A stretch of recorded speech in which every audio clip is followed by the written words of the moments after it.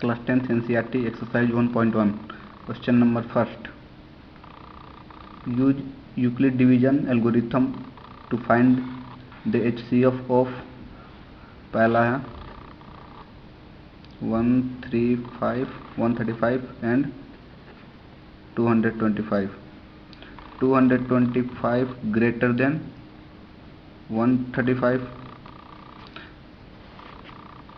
Dividend 225, divisor 135. तो HCF ज्ञात करने के लिए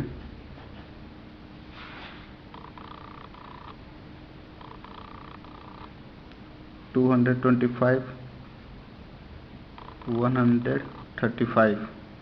1 times 135 रिमाइंडर 90.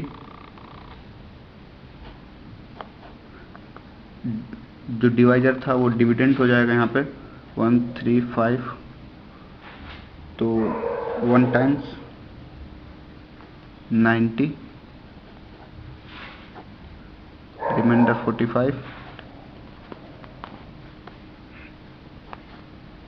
90 2 times 90. अब क्वेश्चन को सोल्व करना है यूक्लिड डिवीजन एल्गोरिथम से. Euclid division algorithm A is equal to B Q plus r होता है. अब स्टेप वाइज, स्टेप फर्स्ट तो इसमें डिविडेंड कौन सा है, इसमें डिविडेंड ये है, डिवाइजर ये है, कोसेंट ये है, रिमाइंडर ये है. तो 225 is equal to 135 into 1 plus 90. अब स्टेप सेकेंड में, स्टेप सेकेंड, अब यहाँ से यहाँ तक पूरा स्टेप 1 था. अब यहाँ से यहाँ तक ये पूरा स्टेप 2 है. तो ये dividend 135 is equal to 90 into 1 plus 45. Step 2. अब स्टेप 3 में, ये वाला, स्टेप 3 में ये वाला पूरा. तो स्टेप 3 में क्या होगा,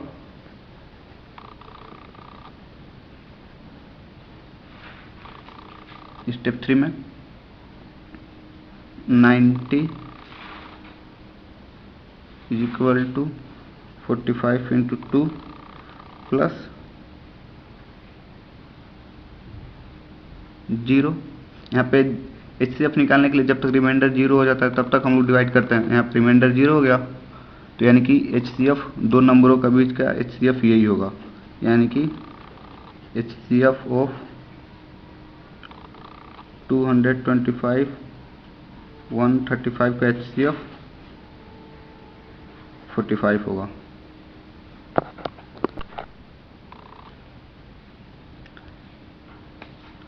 क्वेश्चन नंबर 1 का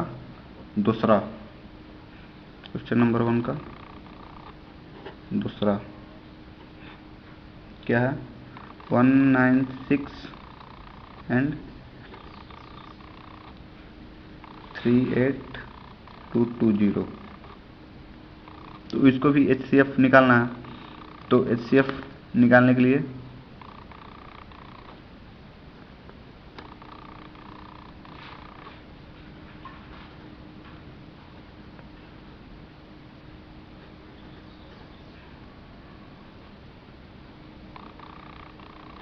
अब इसको डिवाइड करेंगे. 196 1 टाइम्स में, तो 186. अब यहाँ पे 2 को यहाँ पे उतार लेंगे. फिर से अब देखते हैं कितने बार में कटेगा. यानी कि 9 बार, 9 टाइम्स में, 1764, फिर 9 8 0, ये वाला 0 यहाँ पे उतारेंगे, ये कैंसिल आउट। अब 5 टाइम्स में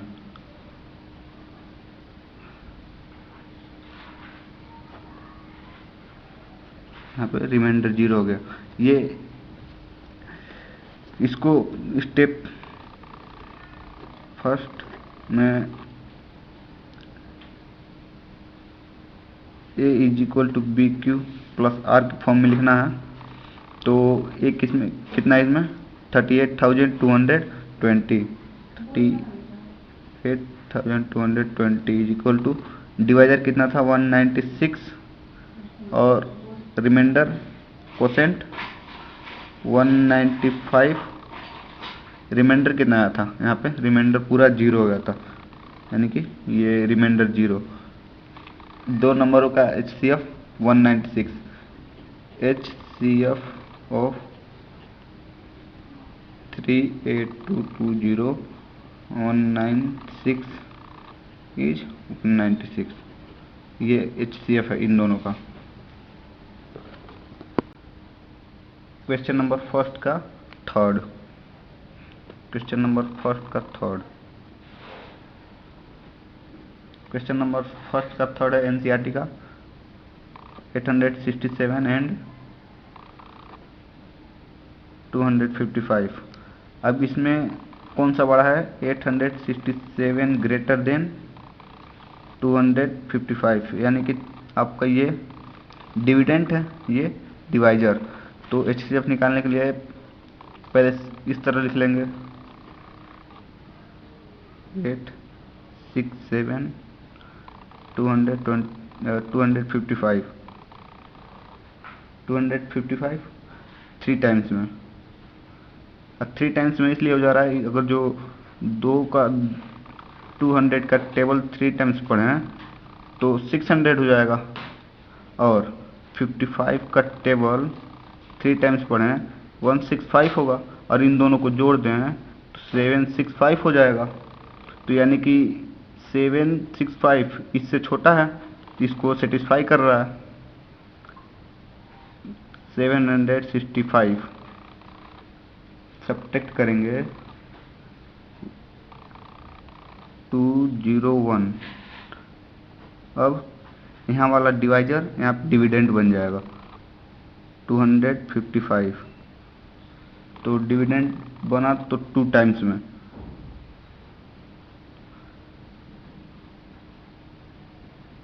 2 टाइम्स में। अब यहाँ पे 1 5 यहाँ पे 0। अब ये वाला डिवाइजर डिविडेंड बन गया 102, यानी कि यहाँ पे भी 2 टाइम्स में 102। यहाँ पे HCF 0 हो गया। तो HCF यानी कि यही है। तो इसको स्टेप क्या है लिखने का,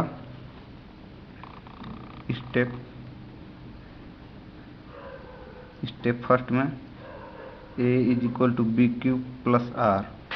तो अब स्टेप फर्स्ट पूरा यहाँ से यहाँ तक, तो यहाँ पे ये डिविडेंड था, तो ये 867 इज इक्वल टू डिवाइजर कितना था 255 इंटू कोसेंट कितना था 3 प्लस रिमाइंडर कितना था 102। ये स्टेप फर्स्ट। अब स्टेप सेकंड में, अब यहाँ से पूरा यहाँ तक का स्टेप सेकंड, तो ये पूरा आपका डिविडेंड यानी कि 255 इज इक्वल टू डिवाइजर, और ये डिवाइजर हो गया इसके लिए, तो 102 इंटू 2 रिमाइंडर ये प्लस 51। अब स्टेप 3 में, अब स्टेप 3 में यहाँ पे ये आपका डिवाइजर डिविडेंड कोसेंट रिमाइंडर तो 0 हो गया। HCF में जब तक रिमाइंडर 0 हो जाए तब तक सॉल्व करते हैं, या 0 हो गया तो इसके आगे नहीं करेंगे। तो अब डिविडेंड ये हो गया, डिवाइजर ये, कोसेंट ये, रिमाइंडर 0, तो यानी कि 102 is equal to 51 into 2 plus 0, यानी कि रिमाइंडर इज इक्वल टू 0। तो यानी कि HCF दो नंबरों का बीच में यही होगा। तो यानी कि HCF is equal to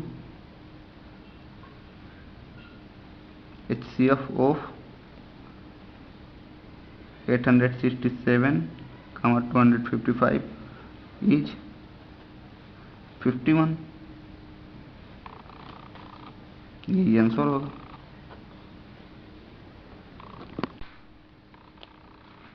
NCERT का क्वेश्चन नंबर 2। क्वेश्चन 2 क्वेश्चन में show that any positive odd integer of the form of 6q plus 1 और 6q plus 3 और 6q plus 5 where q is some integer. Question में कह रहा है कोई भी ओड इंटीजर है इसके फॉर्म में 6q plus 1 और 6q plus 3 और 6q plus 5। तो इसी को हमें शो करना है कि ओड इंटीजर है कि नहीं। तो क्वेश्चन को सोल्व करेंगे तो सॉल्यूशन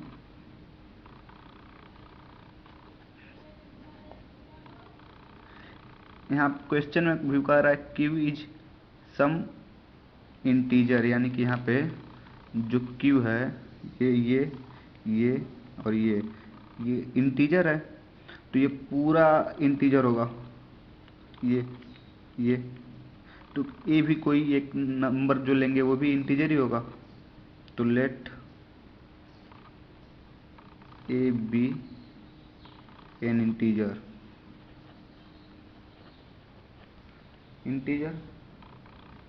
अब हम लोग यूक्लिड डिवीजन एल्गोरिथम पढ़े हैं, तो इसको देखने पे क्या लग रहा है,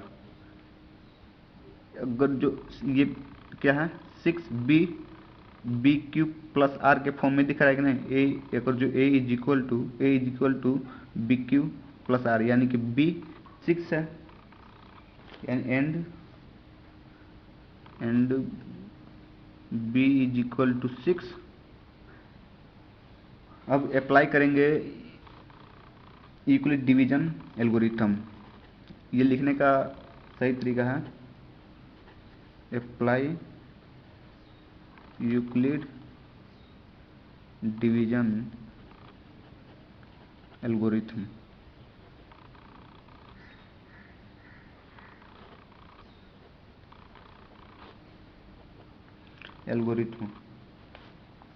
तो अगर जो हम इसको a is equal to 6q plus r equation first मान लें, और तो कंडीशन यहाँ पे जब ये है तो कंडीशन सेटिस्फाई करेगा। वो यूक्लिड डिवीजन एल्गोरिथम में एक कंडीशन भी था 0 less than equal to r less than b. तो इसके लिए अब जो होगा ये यहाँ पे रिमाइंडर क्या था 5, डिवाइजर से छोटा है। तो यानी कि इसको b, तो हम लोग इसको ऐसे लिख सकते हैं कि नहीं 0 less than equal to r less than 6। अब इसी को ध्यान में रखते हुए क्वेश्चन सोल्व करेंगे। पॉसिबल रिमाइंडर क्या होगा, पॉसिबल रिमाइंडर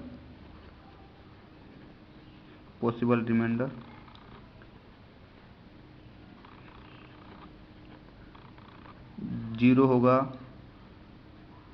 1 होगा, 2 होगा, 3 होगा, 4 होगा, 5 होगा। 6 नहीं होगा, इसलिए यहाँ पे इक्वल का साइन नहीं दिया है, इसलिए 6 नहीं होगा। तो पॉसिबल रिमाइंडर 0, 1, 2, 3, 4, 5। तो इसको इक्वेशन हम सेकेंड मान लेते हैं, सेकेंड। अब equation second from equation first and second, from equation first and equation second we get, हम लोग इक्वेशन फर्स्ट और इक्वेशन सेकेंड को सोल्व करेंगे तो कुछ पाएंगे।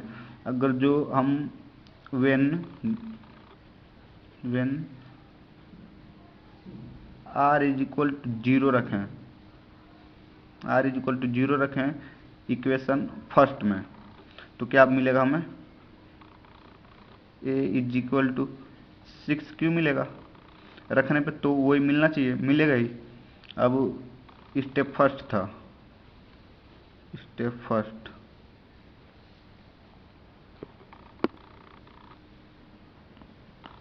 स्टेप टू में when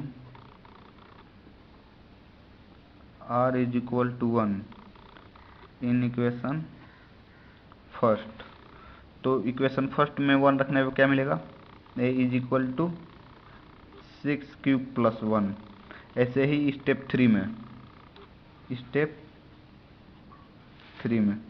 when r is equal to 2 in equation first, तो a is equal to 6q plus 2।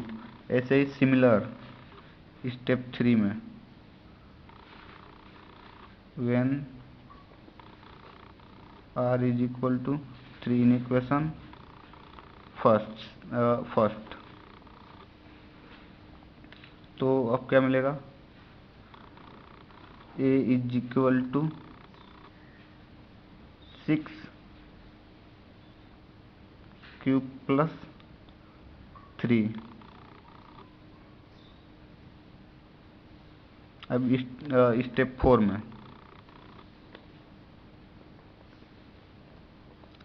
Four में 4 रखने पे when r is equal to 4 in equation first, तो a is equal to 6q plus 4। अब step 5 में when r is equal to 5 in equation first, तो a is equal to 6q plus 5 में a की value क्या है? a is equal to 6q और a is equal to 6q plus 1, a 6q plus 2, 6q plus 3, 6q plus 4, 6q plus 5। तो इसमें से अगर जो हम देख लें, इसमें से इवन निकालें, इवन तो इवन ये हो जाएगा, और इवन एक ये हो जाएगा, और इवन ये हो जाएगा। अब इवन क्यों ये हो जाएगा? अगर जो हम 6q को इस तरह लिखते हैं 2 3q, तो इवन हो गया। 2 का मल्टीपल कोई भी इवन होगा, ये कोई इंटीजर ही है, तो ये 2 का मल्टीपल कोई इंटीजर होगा। अब इसी को 6q प्लस 2 को 6q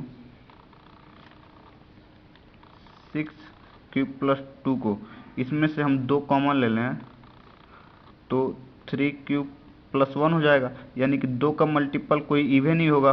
और वैसे ही सेम इसमें से अगर जो हम ऐसे 6q प्लस 4 में से 2 कॉमन ले लें, तो क्या बच जाएगा? 3q प्लस 2, यानी कि 2 का मल्टीपल जो भी होगा यानी कि इवन ही होगा। तो यानी कि ये तीनों आपका ये और ये इवन है, और ये ओड है। अब एक क्वेश्चन आगे स्टेप लिखेंगे, दे if a is equal to 6q और 6q प्लस 2 और 6q प्लस 4, ये पॉजिटिव इवन इंटीजर है, अब ये देयरफॉर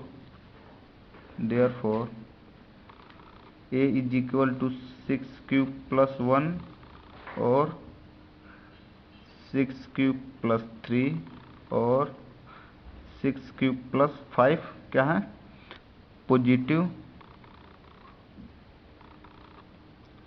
और इंटीजर। यही हमें दिखाना था, पॉजिटिव और इंटीजर।